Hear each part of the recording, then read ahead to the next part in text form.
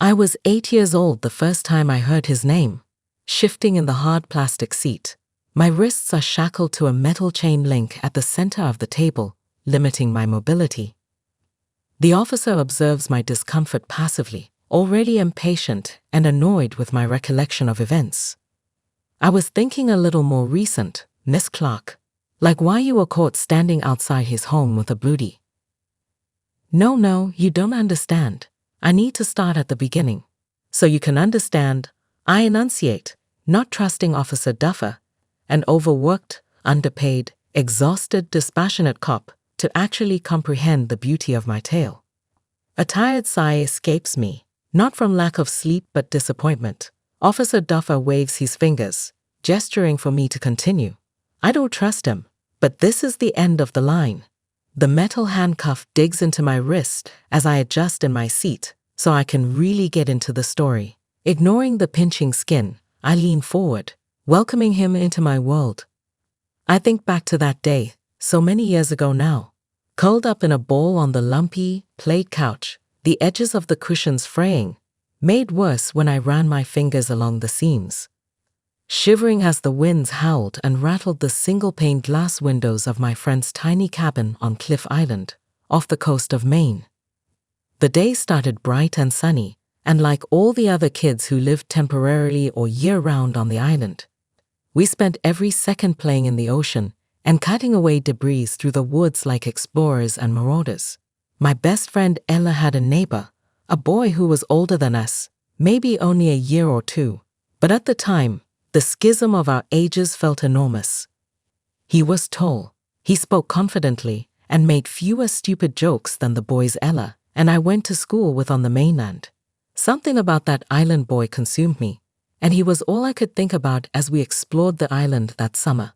I followed him bravely as we climbed up trees and leaped, clutching the makeshift swing as we flung ourselves into the water below. As that particular day came to an end, I followed Ella, reluctant but resigned, back to her camp. The first dewy drops of rain wet our shoulders, and the shadows cast amongst the trees expanded. A storm was coming, you could smell it in the air. By the time night fell, it was like a hurricane descended upon the island. Everything shook and howled and whistled, but the adults weren't concerned, and neither was Ella, so I forced myself to pretend I wasn't scared too. We curled up on the couch in the small den. Ella called it the inside-outside room because although there were 4 walls and a roof, the floor-to-ceiling rattling glass windows still made you feel like you were outside. Hovering together under mounds of blankets, Ella's parents flipped through the channels of their old TV. At that time, they could only get basic cable, and it sat like a gargantuan box on the floor, surrounded by towers of VHS and DVDs, and landed on a movie. A lime green light and eerie music set the first scene. Ella's parents argued over whether they should let us watch it or not. In the end, her mom sighed and told her dad he could be the one to deal with us girls if we were up all night crying from nightmares. That's not what happened though, because I was 8 years old and about to learn the name of the man who would change my life forever. "What's this movie called?" I whispered to Ella, who loudly reiterated my question to her parents. Her dad responded between chews of soggy popcorn, tummy knockers. It was a weird movie. I felt like my mind was being twisted and warped and corrupted, then pet gently to rest when the movie came to an end. "It's a Stephen King. You girls have heard of him, right? He's a Mainer," her dad announced proudly, as if we had a claim to him, as if we should know him. That was when my obsession started. I returned to the present, explaining to the officer in front of me. His pen lifts off the yellow-lined notebook, sparking my curiosity. Why wouldn't he use a laptop to take my statement? Surely that would be easier. I like the drama of the pen and yellow-lined pages, like we're back in the 50s, and he's trying to get me to talk by making the room a little too hot and the light too bright. Any second now, his partner, the good cop, will come in here and offer me a cigarette and a whiskey. "Miss Clark," Officer Duffer prods, annoyed that I keep getting lost in my head. I didn't play with the other kids the next day. I didn't care about the tall, handsome boy next door. After the movie ended, I asked Ella's parents about Stephen King. and her mom casually explained, while folding musty old blankets and picking up remnants from our slumber party in the inside-outside room, that she had a few of his books lying around somewhere. I just had to dig around and find them. I tell the story like I'm writing it down, with nuance and interiority. You see, I tell the cop, or is he a detective? His plain clothes point to the latter, but he's the same man who caught me outside the tall, Gothic red mansion, handcuffing and stuffing me into the back of his cruiser. I spent that whole summer at hell, the entire next year reading The Dark Towers. I didn't understand half of what I was reading, needing a dictionary to help me translate nearly every line. But it was nothing like the books we were reading in school. I became obsessed. Duffer reacts to this word. Obsessed. It's a trigger word, a small point against me, an indication that I wasn't quite right in the head. That led me to other authors, of course. Ray Bradbury, Frank Herbert, Clive Barker, Douglas Adams. Then, as I got older, it became Atwood and Nin, Vonnegut and Palahniuk and Bukowski. I lost myself in. A gruff throat clearing interrupts my train of thought, and I glance up, wide-eyed and mystified, suddenly immersed in all those unspent feelings of my youth, trapped in a miasma of misanthropy and bibliophilic lust. But Officer Duffer and his graying, whiskery, late-shaven face is disinterested in my passions. He wants the crux of the story, the meat of it, the spoilers. He doesn't want the prose or tension. Just give it to me, his eyes scream. Just admit what you did. He would truly hate reading Tom Robbins. He releases a long-suffering sigh when the door creaks open behind him, and a second officer, this one clad in standard blues, enters the room, holding a clear plastic evidence bag. I wince when I see the contents. The new cop drops the bag unceremoniously on the table between Duffer and me, then turns to leave.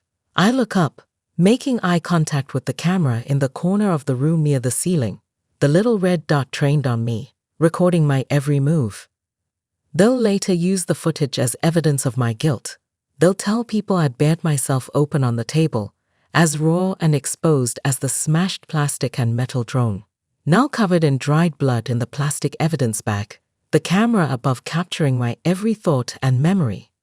My erratic behavior, the evidence bag, and a signed confession are all Duffer wants from me though, so I relax. He's only got 2 out of 3. Ignoring his impatience, I smile wistfully. That was when I began writing. I wrote and wrote and wrote. I took creative writing classes. I got a degree in English and communications. But I kept getting rejection letters, over and over again. And then one day, I lean forward, lowering my voice, pleased when Duffer mimics my posture, finally intrigued. Then one day, I was in Brighton at a Walgreens, and who's up at the prescription counter but Stephen fucking King? Duffer lifts his eyebrows, not getting it, not understanding. I grunt. His ineptitude is exhausting. Anyway, when he walked past me, I couldn't help it. I tried to talk to him, and I was so awkward, stumbling over my words. But he was so kind and polite. I told him I was writing horror, like him, and that he was my inspiration, that I fell in love with writing because of him, but I just couldn't get published. And you know what he said? What did he say? He said, "Not everyone can be scary." And then he smiled that stupid, toothy smile and left. Finally, understanding dawns, the doughy man's cracked lips pressing together thoughtfully. And that hurt your feelings. You wanted revenge? That's why you flew. No, of course it didn't hurt my feelings. It motivated me. Duffer's pen stills on the yellow paper once more, glancing at me beneath his lashes. He's trying not to spook me or slow my momentous storytelling, but he also doesn't want to admit he's still confused. Look, I was his biggest fan, but his last few books, I lift my palm, bound as it was to the table, and made a so-so gesture with my hand. I think he just needed a little inspiration. It was kind of poignant, too, don't you think? Very Annie Wilkes of me. I smile proudly, but this idiot still looks confused. Misery. Still nothing. Kathy Bates. Recognition passes his face, and I don't resist the eye roll. That's the one about the woman who's obsessed with the author, and she kidnaps him and makes him rewrite the story, right? Very good, Duffer, even if you did get that from the movie. But did you know that Misery was inspired by another short story of a similar premise? I did not. So, you identify with this Annie Wilkes character then? I shrug. Miss Clark, what I really want to know is, what happened when you arrived at Mr. King's Bangor home at 12:36 a.m. this morning? I glanced back at the evidence bag, the broken drone, which I lost control of, and the smattering of blood on the plastic casing. On the one hand, I could tell him the story of how it all went so sideways, not at all according to my plan. Or I could tell him what actually transpired while adding narrative, a creation of my own making. All right, Mr. Duffer. Here's the story of what happened last night when I arrived at Stephen King's mansion.